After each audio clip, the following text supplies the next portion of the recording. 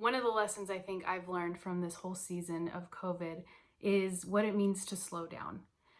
I don't spend a lot of time reflecting on everything that God has done in the moment. A lot of my brain power is used in looking in the past and looking towards the future. But much of what God is doing, we can appreciate right now. And what I learned from the Psalms is how we can take a moment, slow down, and just be present where in the right now. Just be present and recognize what God has done right now instead of waiting for Him to do something soon in the future or what He did in the past. And I'm a huge fan of remembering things that God has done. I'm not saying don't remember what God has done. I'm saying we spend a lot of time in these two places of past and future and miss out on so much of the blessings that God is giving us in the now. And I speak for myself, if you relate to me at all. I have a hard time slowing down and being in the moment. My husband is really good at being in the moment and just breathing and being present in what God is doing right now and just being in the present. But if I'm not thinking about the past and regrets or what should have changed or what I could have done to change, or being thankful to God for what He's done in the past to get me to where I am today, then I'm thinking about the future and what's to come. What am I going to do tomorrow? What's the schedule like next week? And it was even more so like that before COVID happened, when my schedule was super full and I had something to do almost every day. And then God said, whoa, slow down. And that's hard. That's hard for me because sometimes I want to be thinking about in the future because I want to know what's coming next. Kind of like when watching movies, I have a bad tendency of looking ahead and seeing what happens at the end of the movie. Or I've been known to read the back of a book to know the ending before I get invested in the story. Mainly because I want to know if my favorite characters are going to die or something drastic happens before I get any more invested. But I just like to know what's coming next. What am I looking forward to? What do I need to be ready for? And I miss out on a lot because of that. I miss out on enjoying the moment, enjoying the ride, enjoying the journey, which is really where we begin to appreciate what God is doing and who He is. In Psalm 8, David is practicing being in the moment. And what he's doing is he's not yelling at God, which he's done in Psalms. Psalms is a great book to see just a variety of emotions of how you can be in relationship with God. There's happiness, sadness, confidence, joy. There's a lot of that. And in this particular Psalm, he just takes the time to be with God and recognize God.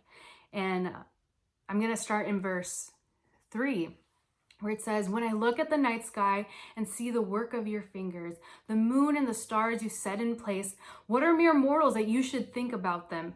Human beings that you should care for them, yet you made them only a little lower than God, crowned them with glory and honor. You gave them charge of everything you made, putting all things under their authority, the flocks and the herds, and all the wild animals, the birds in the sky, the fish in the sea, and everything that swims the ocean currents.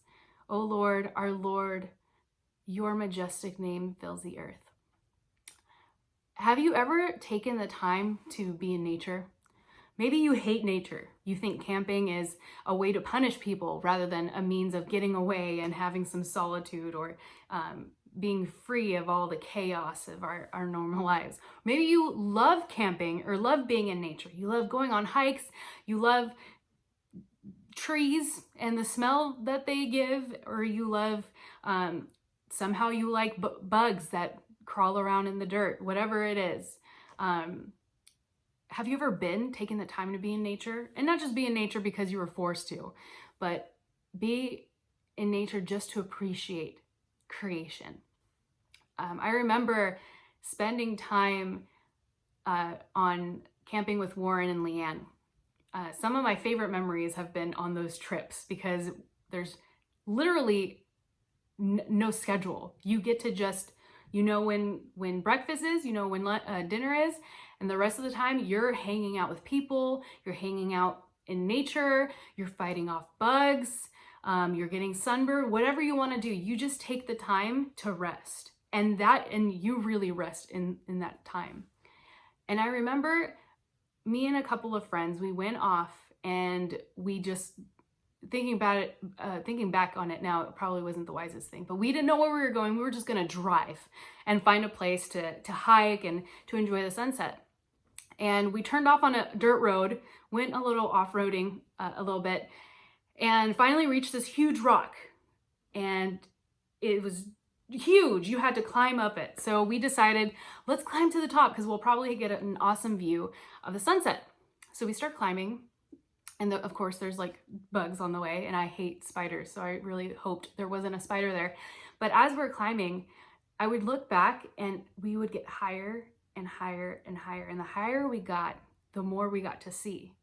And finally we got to the top, and you look out and all you see is creation. You see the tops of mountains, you see trees just going off into the distance as far as you can see.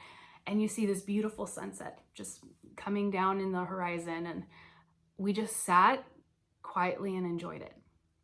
We just watched the sun go down. We just looked at creation, took a deep breath, and thanked God for it. And in that moment, I had an appreciation for the Creator, because he's so creative in how he created the trees and how he created mountains and this beautiful sunset that he gets to paint every day, and this rock that was perfectly placed for us to find and enjoy this sunset. Or there have been moments where I'm at the beach and looking at the waves and just in awe, because every single wave is different. No two waves are ever the same. Once a wave comes in, it's completely original, and that's beautiful to me. And then you look out into the distance in the waters and how deep they are and how mysterious they are. And I think that reflects beautifully on our God, because it's so beautiful but deep and vast and expansive, and that is who our God is. And the more I look at creation, the more clearly the picture of God becomes. I see this God who is creative, who is deep, and will take my entire life to get to know more about him, who is original, who has fun, loves colors, loves to enjoy the beauty of creation. You see animals that fit perfectly in their homes, in these natural homes, and you appreciate who God is. I don't do that enough. When in those moments when I take the time to just be present, to just be in creation, that's when I feel closer to God. We surround ourselves with the creation of man every single day. We're in homes created by the hands of man, where we wear clothes created by the hands of man. We look at TVs of other human beings. We're surrounded by the creation of man. We walk on sidewalks created by man. We drive on streets created by man. It's no wonder that we miss out and feel so far away from God's presence. It's because we surround ourselves with our own presence every single day, with our own creation, and we hide behind these walls that we created. And then we wonder why we feel so devoid of God's presence. That was a hard thing for me to realize, was in those times when I feel far away from God, it's because I've surrounded myself with more of man's creation than God's own creation. Or I've failed to appreciate how God has created me and the people around me. Or I stop looking and I stop being present in the moment and instead focus on what's to come or what has been. What this psalm teaches me, what the Psalms about creation teach me, is not only to be present in the moment, but also surround yourself with God's own creation and be present in that. The more you surround yourself with God's creation, whether that be people or the beautiful natural surroundings that we have, although some are on fire, but the more we do that, the more we experience God's character and God's personality and who God really is. We don't do that enough. And so I challenge you this week to be in the moment. Be in the moment and somewhere new, somewhere that you can appreciate God's character. Go to the beach, go on a hike nearby, or maybe go into your backyard and listen to birds singing and how beautifully they match in tone, and why God would do that and wake us up every day with the chirps of birds. Some birds don't sound great. Still, they're singing every day for us. Whatever you do, do something new today. Go somewhere new where you can surround yourself with God's creation and just be. Don't think about the future. Don't think about the past. Just think about who God is right now and what he has surrounded you with right now, in the moment, and get to know who God is right now with you. I think we should do this more often. I think I need to do this more often. The Psalms that I read where it talks about creation and the night sky and the beautiful sun, I don't think David was writing this in his room, just thinking about it from memory. I think he was looking at these things in the moment and just saying, wow, God, this is so majestic and amazing, just like you. In order for us to feel what David felt in these Psalms, we have to put ourselves in the moment with creation as well. So that's your challenge for this week.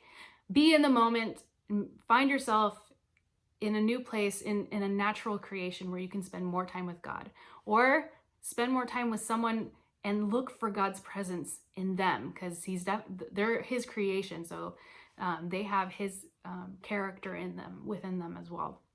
So do that. Share with someone what you've been able to experience, what you've been able to feel. Share with me, comment below, whatever you want, or whoever you want to share that with, but share it with someone, because it's something that David didn't want to keep quiet about. He wrote a psalm about it, and now we're able to read his words so many years later. So do that and find yourself in the moment with God.